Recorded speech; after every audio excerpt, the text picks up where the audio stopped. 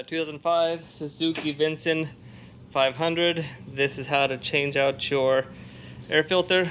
So on the left hand side of the bike, the ATV, you've got your gear shifter over here. On your left hand side there's a lever. You can remove it. There's where your battery's at.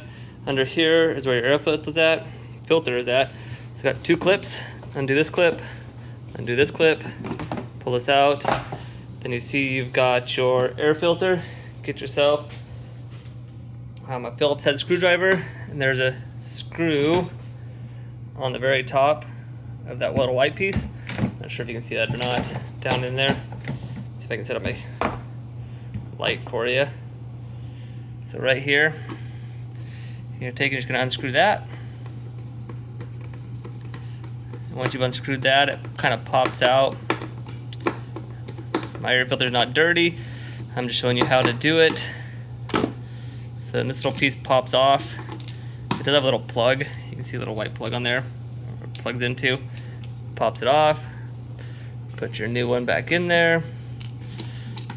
Put your plug on top. Make it so that it's seated correctly. And screw it back in. And then you can just put your seat back on. If you have any questions, let me know.